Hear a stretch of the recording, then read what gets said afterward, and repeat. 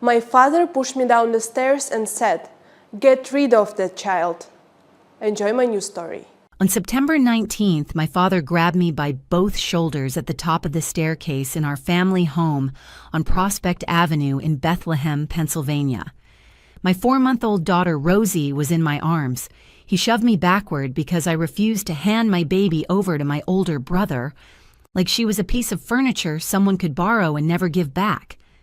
I caught the railing with one hand. I twisted my whole body around Rosie like a shell, and I slid down 3 steps on my back, the carpet burning straight through my shirt. My wrist bent sideways. My daughter was screaming. And my father, Gordon Chambers, stood at the top of those stairs and yelled down at me that the inheritance belonged to my brother, and I needed to get rid of that child. That's a real sentence from my real life. Some nights I still can't believe it came out of my own father's mouth. My name is Edith. I'm 31 years old. I work as a dental hygienist at a practice on Hamilton Boulevard in Allentown. I pay my own rent, I file my own taxes, and I haven't asked my parents for a single dollar since I was 19. And somehow, in the eyes of my family, I was still never good enough. Growing up in the Chambers house meant learning one rule early. My older brother Keith could do no wrong, and I could do no right, and this wasn't subtle. When Keith turned 16, my parents bought him a brand new Jeep Wrangler. Cherry red, right off the lot, big bow on the hood like a car commercial. When I turned 16, I got Keith's old mountain bike, the one with the bent front wheel that pulled to the left so hard you'd think it was trying to escape the family, too. I rode that crooked bike to my first job at a frozen yogurt shop on Wyandotte Street and told myself it built character. Keith went to Penn State. My parents covered every cent, $61,000 over 4 years. I went to Northampton Community College and took out $31,000 in student loans that I'm still paying off. When I asked my father why the difference, he looked me right in the eye at the Sunday dinner table and said Keith had more potential. Just like that, like he was commenting on the weather. And you know what the worst part is? For a long time, I believed him. That's what being the invisible child does to you. You don't realize you're invisible until somebody finally sees you. That somebody was Troy Weston, my husband. We met at a friend's barbecue in Easton when I was 26. Troy's a diesel mechanic at a trucking depot. Hands like sandpaper, heart like butter. The first time he came to meet my parents, he wore a pressed button-down and brought my mother a bouquet of tulips he'd picked up at the Wawa on Sullivan Trail. My mother, Phyllis, looked at him like he'd tracked engine grease across her immortal soul. My father shook his hand the way you'd shake hands with someone trying to sell you a driveway you already have. In my family, Troy committed 2 unforgivable sins. He wasn't wealthy, and he treated me like I mattered. Both were apparently offensive. We got married at the courthouse in Easton. Small ceremony, 12 people, best day of my life. And last May, our daughter Rosie was born at St. Luke's Hospital. 7 pounds, 4 ounces, full head of dark hair, and a set of lungs that could rattle the windows in the maternity ward. She was perfect. She is perfect. My parents barely acknowledged her existence. Phyllis sent a text that said, "Congrats," with a period at the end. Not even an exclamation point. My father didn't call at all. Keith, who was living in my parents' basement at the time because his wife Janelle had left him 5 months earlier, sent a single thumbs-up emoji. One emoji for my firstborn child. I screenshotted it because honestly, it was almost funny. You know you're low on the family priority list when your birth announcement gets less reaction than a grocery store coupon. But there was one person in the Chambers family who would have cared deeply. My grandmother, Nell Chambers, my father's mother. And if you want to understand everything that happened, the money, the lies, the staircase, the moment that front door opened, you need to understand Nell first. Nell Chambers was the kind of woman who built things with her bare hands and sheer stubbornness. Starting in her 40s, she bought rental properties across the Lehigh Valley, one at a time, fixed them up herself, rented them out. By the time she was 75, she owned 6 units, 3 duplexes spread between Bethlehem, Allentown, and Emmaus. Together, they were worth about $1.9 million. She wasn't flashy about it.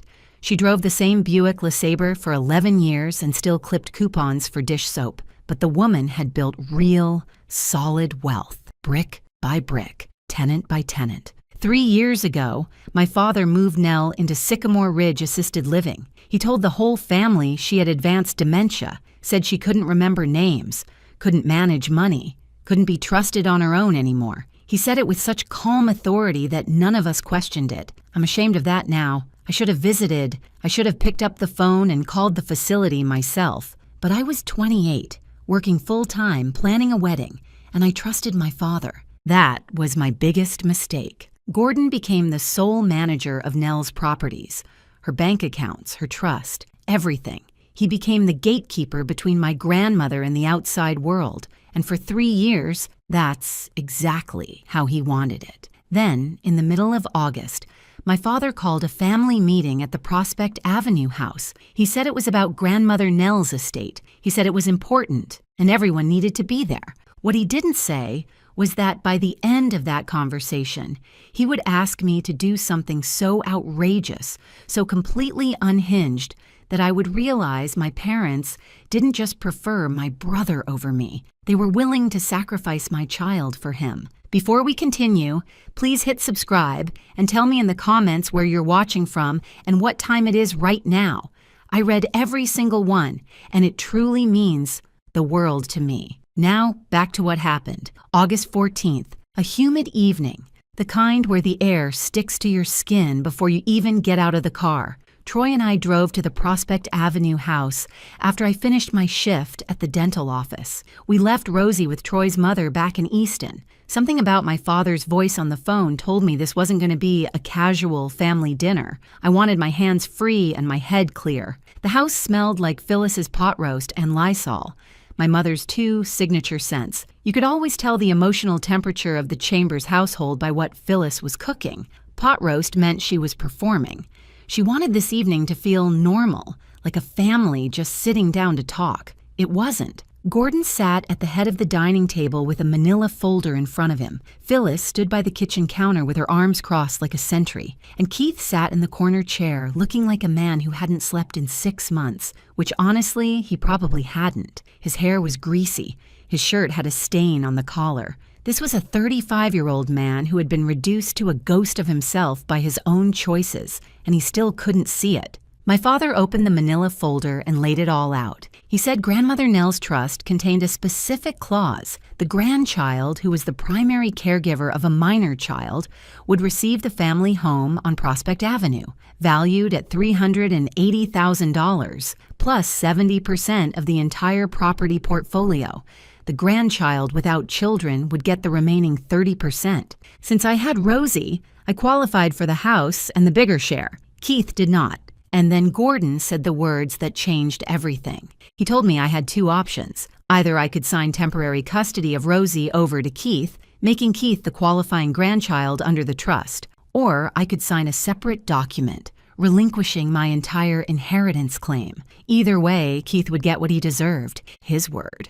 Deserved. I actually laughed. Not because it was funny, but because my brain literally could not process what I just heard. My father, my own father, was asking me to hand my 4-month-old baby to my brother, a 35-year-old man living in a basement, a man whose wife, Janelle, had walked out 7 months ago because he'd blown through $67,000 on online poker and weekend trips to the Parks Casino in Bensalem, a man whose credit score was 480, and I only knew that because Janelle mentioned it to me the one time we talked after she left. Keith's idea of financial planning was hoping the next hand would pay his electric bill, and now he was supposed to be the primary caregiver of an infant. Phyllis jumped in immediately. She put her hand on my arm, that move she does when she wants you to think she's being gentle, but really she's just pinning you down. And she told me this wasn't about me. She said Keith needed this more. She said I had Troy, I had my job, I had stability. Keith had nothing. And family, she said, takes care of family. I looked at my mother and I thought, you have never once taken care of me. Not when I needed braces at 14 and you said we couldn't afford them, 2 months before you bought Keith a PlayStation. Not when I graduated from hygienist school and you forgot to come because Keith had a flat tire and somehow that was a 2-person emergency. You never once put me first. But now I'm supposed to hand over my child because family takes care of family? Troy, who had been standing in the doorway with his arms folded and his jaw getting tighter by the minute, said exactly 4 words. He told them we were leaving, and we left. He didn't raise his voice. He didn't slam anything. He just put his hand on my back and walked me out the door. That's who Troy is. Steady when I can't be. That should have been the end of it. But the Chambers family does not believe in endings. Starting the next morning, my phone became a weapon. Phyllis texted every single day. Long, guilt-soaked messages about sacrifice and loyalty and how I was tearing the family apart. Gordon left voicemails, short, cold, controlled. He said I had until September 19th to make the right decision. He said if I didn't cooperate, he would make things very difficult. He didn't explain what that meant. He didn't need to. My phone was going off so much that Troy asked if I was running for office. Between Phyllis's daily guilt novels, Gordon's voicemail threats, and Keith's one sad emoji per night, I had more notifications than a teenager on prom night. Keith started texting me separately too, pathetic, half-begging messages. One said he'd take really good care of Rosie. Another said he just needed the inheritance to get back on his feet, like a baby was a ladder rung, like my daughter was a tool for his recovery. But here's what really started eating at me. I drove past the Prospect Avenue house one afternoon that week, and something caught my eye. My father, a facilities coordinator at a community college in the Lehigh Valley, probably pulling in $62,000 a year, was standing in the driveway next to a brand new Ford F-150 Lariat. That truck runs about $58,000. And through the front window, I noticed the kitchen had new countertops. Looked like quartz. Definitely not the old cracked Formica I grew up eating cereal on. Where was that money coming from? I put that question in a box in the back of my mind. It would matter later, a lot more than I knew. Troy wanted to drive over and confront Gordon himself. I stopped him. Not because I doubted Troy, but because I knew my father. If Troy lost his temper even once, Gordon would call the police, play the victim, file a complaint. My father wasn't stupid. He was calculating. And the only way to beat a calculator is with better math. That week, I pulled together every document with my name on it. Bank statements, insurance papers, our lease, Rosie's birth certificate, my marriage license. I bought a small fireproof lockbox at the Staples on Airport Road for $39.99, and I put copies of everything inside. I wish someone had told me to do that at 20 years old. You don't think you need a paper trail until the day you desperately do. I was ready to cut them all off, change my number, block every Chambers in my phone, and raise my daughter in peace. But then, on August 26th, I got a call from a woman named Patrice Okafor. She was a nurse at Sycamore Ridge Assisted Living, the place where my grandmother Nell had been locked away for 3 years. What Patrice told me made me realize the inheritance fight was only the surface. Underneath it was something much, much darker. Patrice Okafor had been at Sycamore Ridge for about 6 months. She was a registered nurse, spoke in a calm and careful voice, the kind of person who chooses every word before she says it. She told me she'd found my number on an old emergency contact form my grandmother had filled out years ago, before Gordon took over everything. She said she had concerns about my grandmother's care situation, specifically about the restrictions Gordon had placed on her. And then she said something that made me pull my car over to the shoulder of Hamilton Boulevard and just sit there with the engine running. She told me my grandmother did not have advanced dementia. I sat there for maybe 30 seconds, not breathing. 3 years. 3 years my family had told me Nell was gone, that she couldn't remember faces, couldn't follow conversations, couldn't function. And now a nurse was telling me that was a lie. Patrice explained that when she started at Sycamore Ridge in March, the staff briefed her on Nell's file. Dementia patient. Confused, prone to paranoid accusations about her family, standard protocol, limit stimulation, restrict visitors per the power of attorney holder's instructions, and redirect when she became agitated. But Patrice couldn't make that file match the woman she actually met. because Nell Chambers was running a Tuesday Scrabble tournament in the common room and winning almost every single week. She'd organized a Thursday book club with 9 regular members. She was halfway through a 700-page biography of Dolly Parton and had opinions about the stock market that were sharper than most financial advisors I've met. She told Patrice that anyone who didn't have at least a small index fund was, in her exact words, leaving money on the sidewalk. Gordon told the whole family his mother couldn't remember her own name. The very first thing Nell told Patrice the day they met was the exact balance of her savings account, down to the cent. This woman was sharper than a brand new pair of kitchen scissors, and my father had the whole world believing she'd lost her mind. Here's how Gordon did it, step by step, like a manual for erasing a person. First, he took Nell's cell phone, told the staff it was overstimulating her. Second, he filed power of attorney paperwork and listed himself as the sole authorized visitor. No one else could see her without his written permission. Third, and this is the part that makes my stomach turn every time I think about it, he told the nursing staff that Nell suffered from paranoid episodes as part of her dementia. So when Nell told the nurses that her son was stealing her money, they didn't investigate. They wrote it down as a symptom. They patted her hand and changed the subject. A woman telling the truth, and nobody believed her because her own son had labeled her crazy. Nell tried to get help. She asked staff members to make phone calls for her. She asked them to send letters, but she didn't have anyone's number memorized, because honestly, who does anymore? Everything had been in the phone Gordon took. She didn't know my new address either because I'd moved after marrying Troy. And when your POA holder has told the facility you're paranoid and delusional, your words stop meaning anything. You become a woman yelling into a soundproof room. For 3 years, Patrice was different because she walked in with fresh eyes. She hadn't been trained on Gordon's version of reality. She saw an 81-year-old woman running book clubs, cracking jokes about the cafeteria meatloaf and organizing game nights, and then she saw the chart that said severe cognitive decline.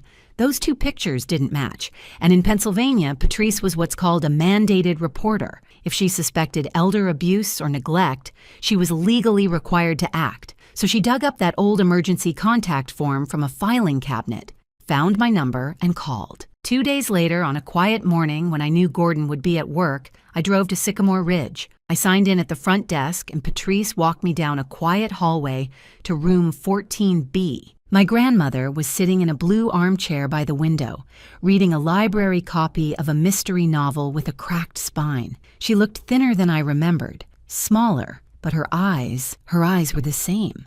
Quick and sharp and full of something that 3 years of isolation hadn't managed to put out. She looked up at me, and for a few seconds, neither of us said anything. Then she said my name, clear as a bell. No hesitation, no confusion. Just my name, like I'd visited last week instead of 3 years ago. I'd brought Rosie. I was breastfeeding, so she went wherever I went, strapped to my chest in a carrier. I lifted her out and placed her in Nell's arms, and my grandmother's hands started trembling. Not from weakness, from something much bigger than that. Nobody had told her I'd had a baby. 3 years in that room, and not one person mentioned she had a great-granddaughter. She held Rosie and stared at her face for a long time. Then she looked up at me and said the baby had her nose. And she was sorry about that because it wasn't her best feature.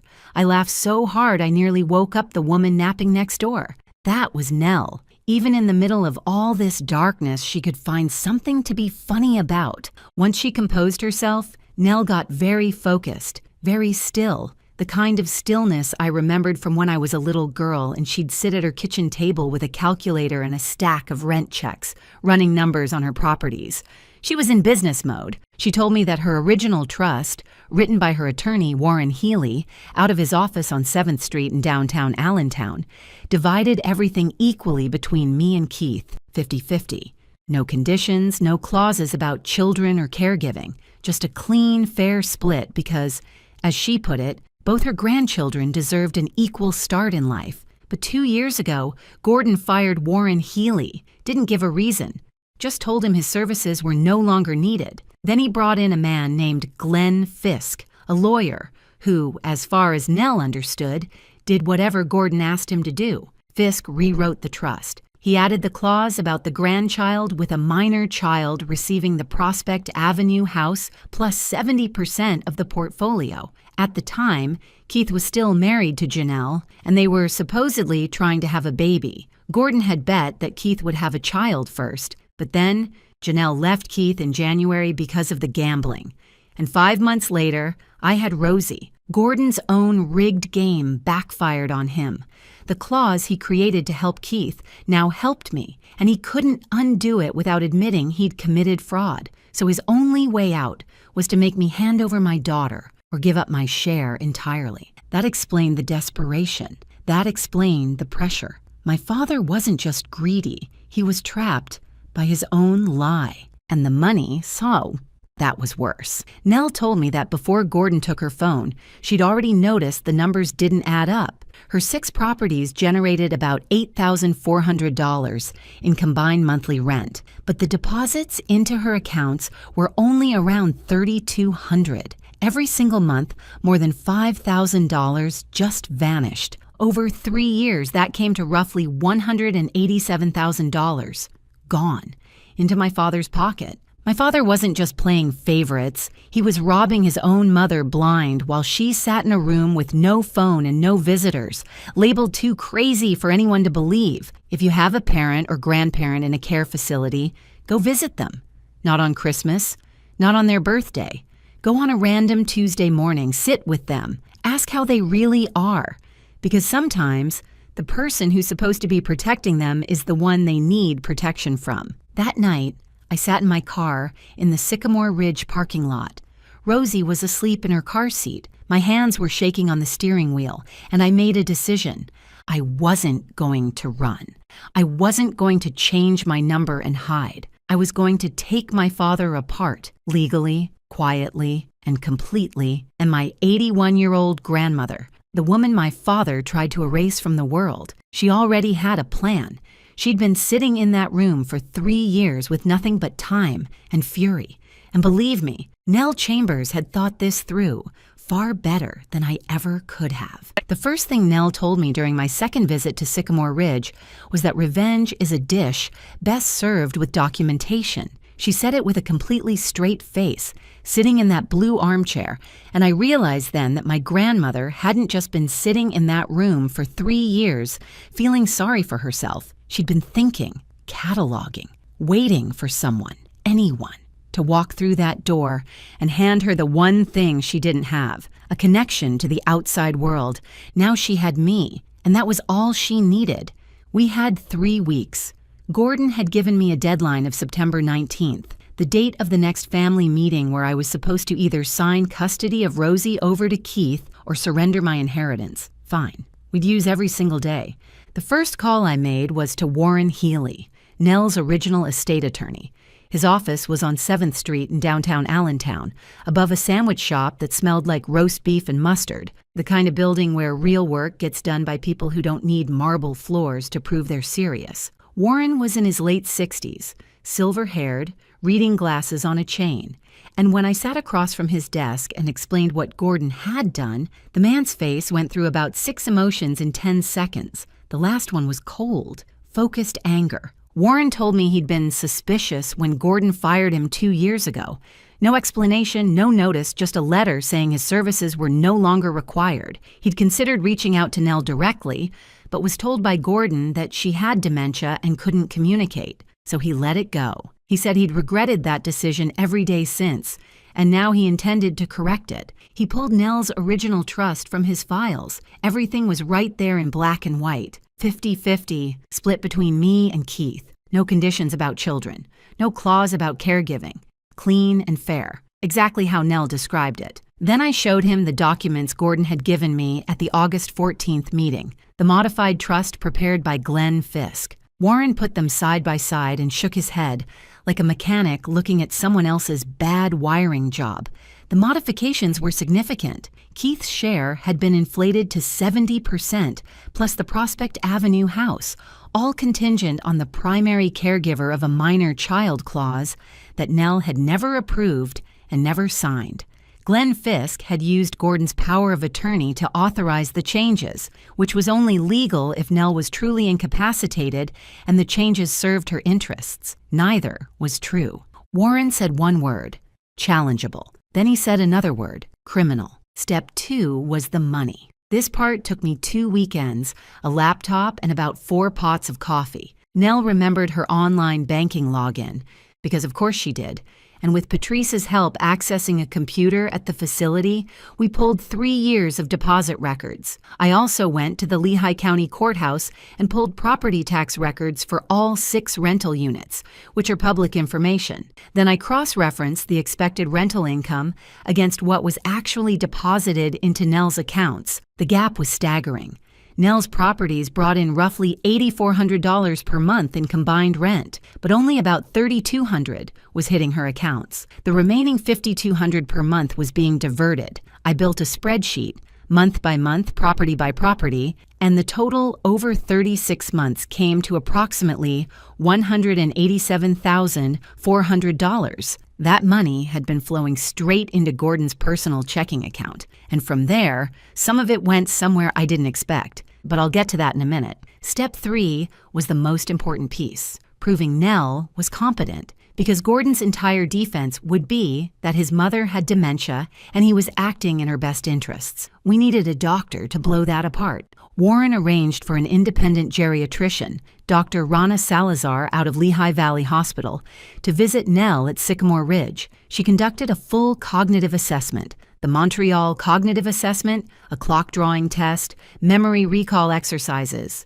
the works. Nell scored in the normal range for her age group, mild, age-appropriate memory lapses, the kind where you walk into a room and forget why, which honestly I do at 31, so that's just being human. Dr. Salazar's written report stated in clear clinical language that Nell Chambers was fully competent to manage her own affairs and make her own decisions. The doctor also noted in a separate addendum that the conditions of Nell's isolation, no phone, restricted visitors, sole POA controlled by a family member, raised serious red flags consistent with elder abuse. That report was a grenade with the pin already pulled. We just needed to decide when to throw it. By the second week of September, Warren had assembled the full package: the original trust, the fraudulent modifications, the financial discrepancy spreadsheet, Dr. Salazar's cognitive assessment, a formal complaint to the Lehigh County District Attorney's Office for financial exploitation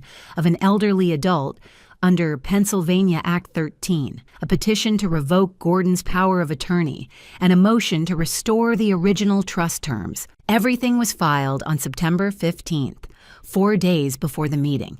And here's the part that still gives me a strange, grim kind of satisfaction. On September 15th, when Warren walked that complaint into the DA's office, when those bank records hit a prosecutor's desk, when Nell's cognitive assessment was entered into the official record, my father was at home watching a baseball game. He had no idea. The walls of his life were already falling, and he was sitting in his recliner thinking he'd won. Pretending I was still considering his offer during those 3 weeks was the hardest performance of my life. I called Gordon on September 10th, let my voice tremble a little, and told him I was thinking about it, that I needed more time, but I understood his position. He was magnanimous on the phone, the way powerful people get when they think you're about to surrender. He told me to take a few more days. He told me he knew I'd do the right thing. I deserve an Oscar for that phone call, or at the very least, a gift card to Target. Troy and I prepared for September 19th together. It was his idea to have Nell and Warren nearby as a safety plan. He didn't trust Gordon, never had, and he wanted witnesses close. Nell and Warren would park on the next block in Warren's car. If anything went wrong, Troy would text one word and they'd come in. Patrice Okafor agreed to accompany Nell as her medical attendant. 3 people, 1 block away, ready if needed. Some people might think that was overkill, but Troy grew up in a house where his father punched holes in drywall when dinner was late. He recognized danger the way some people recognize weather, in the pressure change before the storm hits, and he wasn't about to let me walk into that house without a backup plan.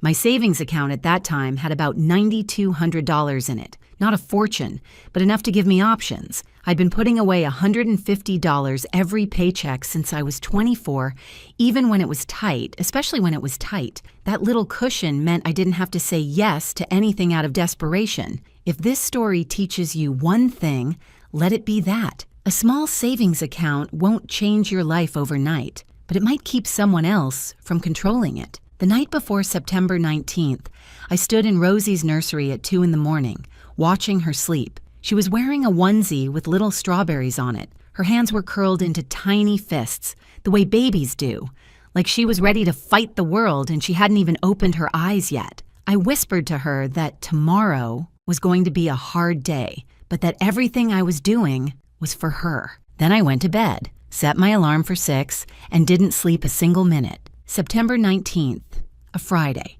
6 p.m. The sky over Bethlehem was that bruised purple you get in early fall, the kind that makes everything look like a painting and nothing feel real. Troy drove. I sat in the passenger seat with Rosie in her car seat behind me. I was breastfeeding, so she went where I went. That was simply the math of new motherhood. Troy had suggested leaving her with his mother, but Rosie had been cluster feeding all week and wouldn't take a bottle. And honestly, part of me, the part I'm not proud of, still believed my parents might see their granddaughter and feel something human. That was the last grain of naive hope I had left. It wouldn't survive the night. We pulled onto Prospect Avenue at 5:50. The house looked the same as it always had. Beige vinyl siding, brown shutters. The hedges Phyllis kept trimmed to military precision. Gordon's new Ford F-150 sat in the driveway like a trophy.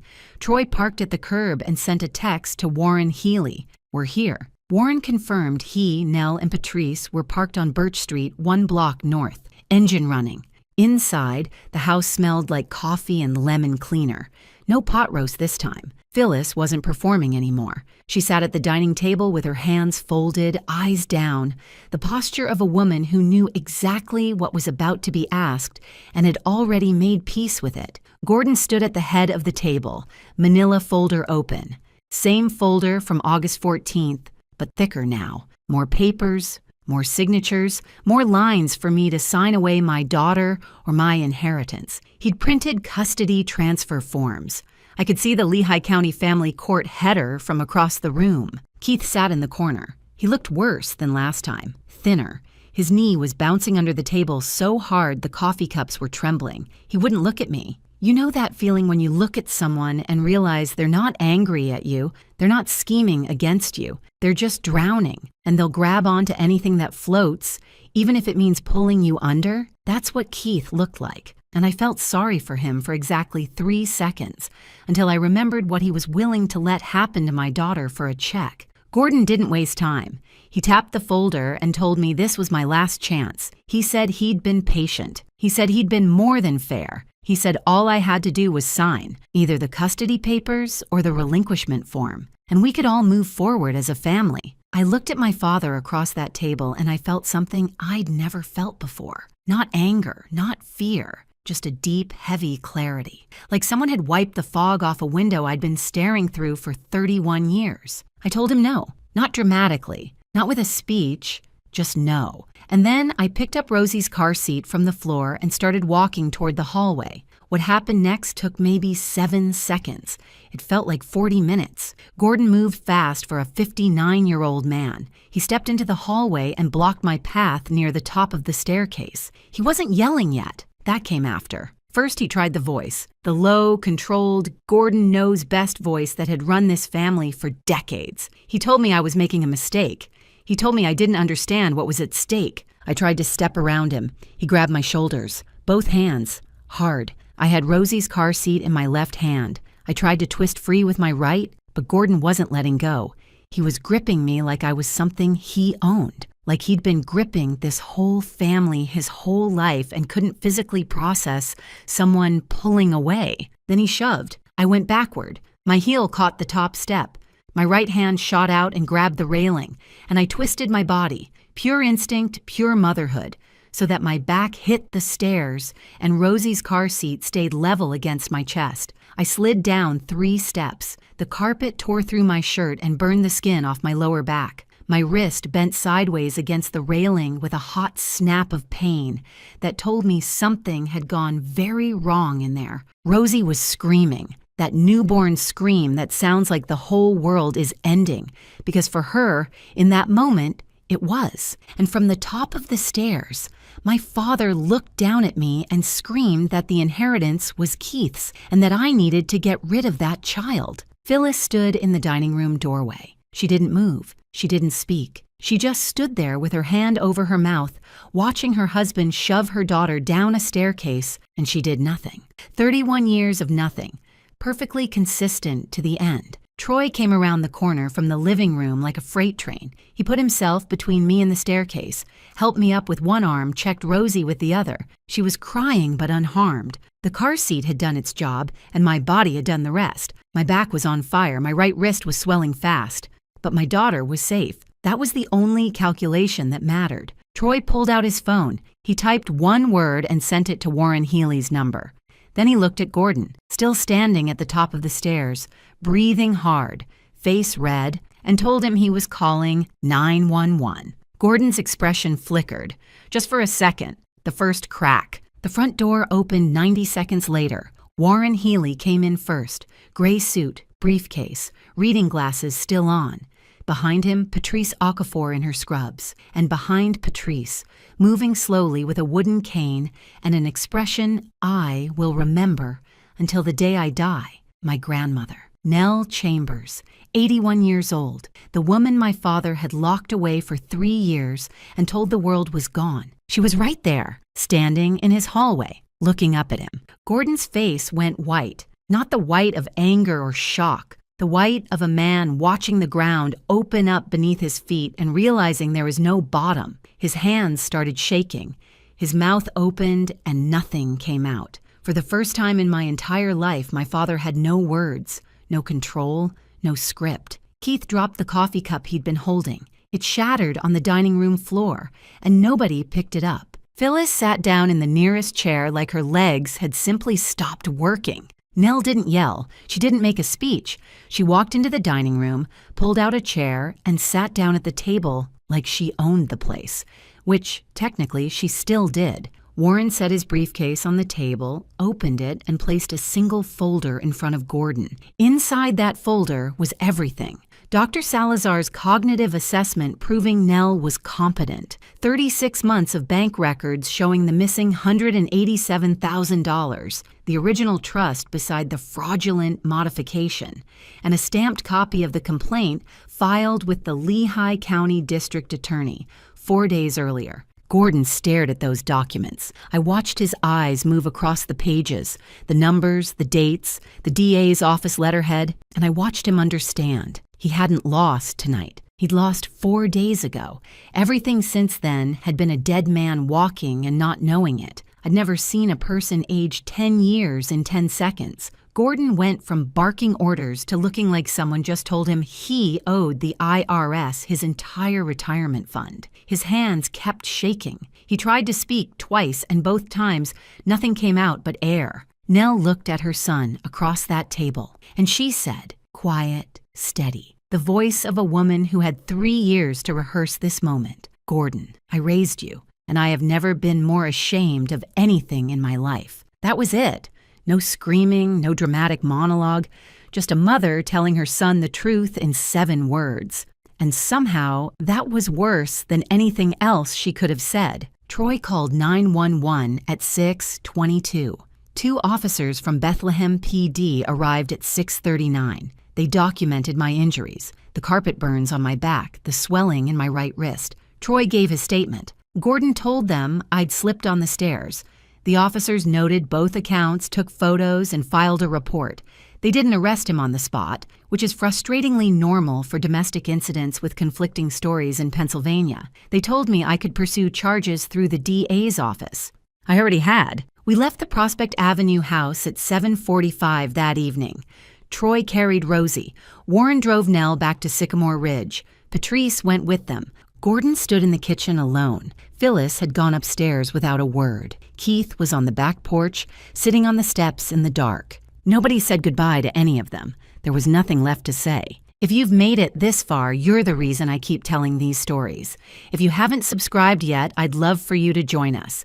Hit that button and know that it genuinely makes my day every single time. Thank you. Now let me tell you how it ended. 4 days after September 19th, on a Tuesday morning at 7:15, 2 detectives from the Lehigh County DA's office pulled into the driveway of the Prospect Avenue house. Gordon was still in his bathrobe. He'd probably been sleeping badly, or not at all, since Thursday night. They had a warrant for his arrest. The charges: financial exploitation of an older adult under Pennsylvania Act 13, a first-degree felony because the stolen amount exceeded $100,000, theft by deception, also a felony, simple assault, reckless endangerment, and endangering the welfare of a child. Because Rosie was in my arms when he shoved me, they put handcuffs on my father in his own driveway, at the house his mother had paid for, on the street where he'd spent 30 years pretending to be a respectable man. No cameras,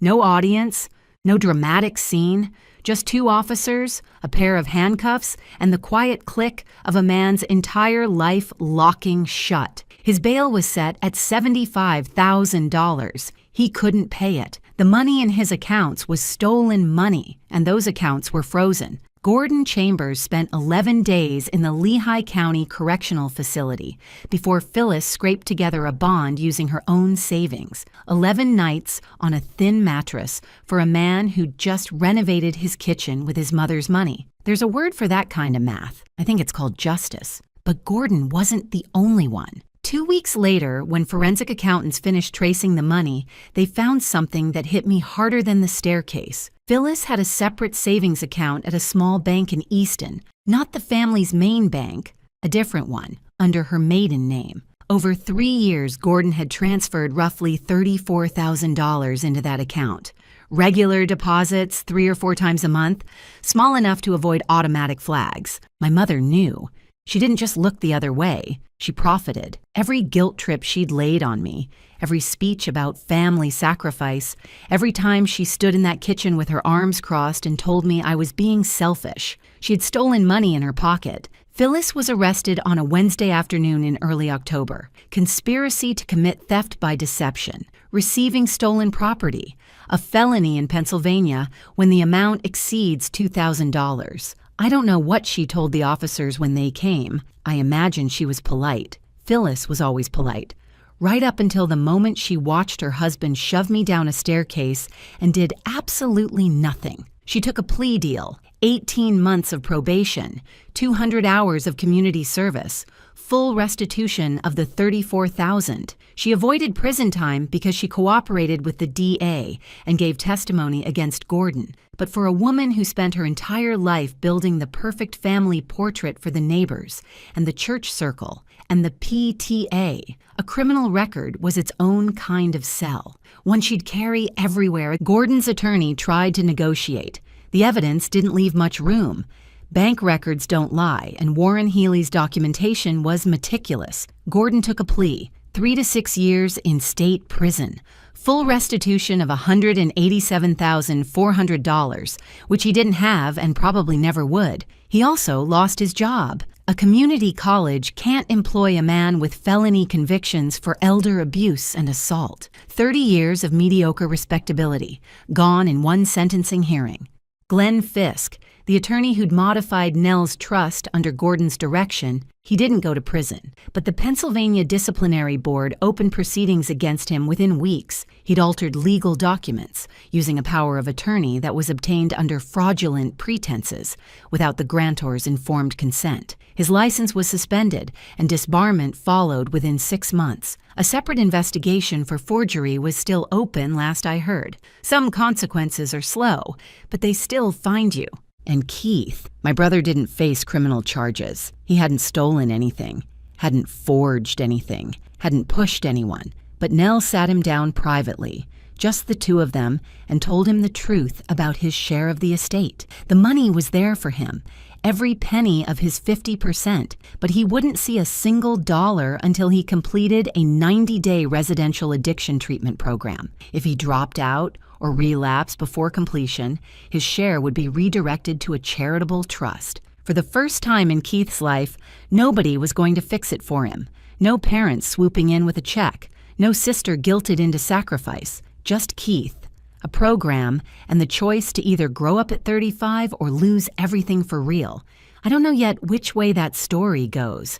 That's his to write. Nell took back full control of her estate, her properties, and her life. She moved out of Sycamore Ridge and into a nicer facility she chose herself, one in Emmaus, closer to me, where she picked her own room, had her own phone, and hosted Scrabble night every Tuesday without anyone's permission. She sees Rosie every Sunday morning. The first thing Nell did after getting her phone back was download a podcast app. 3 years without the internet, and the woman came out wanting true crime and gardening tips. She's 81 and she has a better media diet than I do. Warren Healy restored the original trust, 50-50. No gimmicks, no clauses, no conditions, except for Keith's treatment requirement, which Nell added herself and had every legal right to include. The Prospect Avenue house went up for sale. Neither of us wanted to live there. Some houses hold too many ghosts, and I'm not talking about the spooky kind. Troy and I used my share of the proceeds as a down payment on a house in Palmer Township, a 3-bedroom with a backyard and a garage where Troy immediately set up a workbench. The first morning in that house, I made scrambled eggs in our own kitchen, on our own stove, at our own counter. I stood there with a spatula in one hand and my daughter on my hip, and I cried. Not the sad kind, the kind you earn. Troy walked in, looked at me, and asked if I burned the eggs. I hadn't. But that's Troy. The man watched a family implode 3 weeks ago, and his first concern is always whether breakfast is going to set off the smoke alarm. Troy was right all along, by the way. Every time he told me my family didn't deserve my energy, every time he said I was worth more than the scraps they threw me, I just needed 3 decades and 1 staircase to finally hear him. Troy and I keep a jar on the kitchen counter now. Every Friday night, we each write down one good thing that happened that week and drop it in. On New Year's Eve, we'll read them all. Most of them will be small. Rosie's first laugh, a really good parking spot, a perfect cup of coffee on a cold morning. But that's the whole point. The small things are the big things. They always were. Sometimes the daughter they overlook is the one who saves the whole family. That's all for today. And I'm so grateful you stayed with me through this whole story. There's another one waiting for you right there on your screen. And I have a feeling you're going to love it just as much. I'll see you there.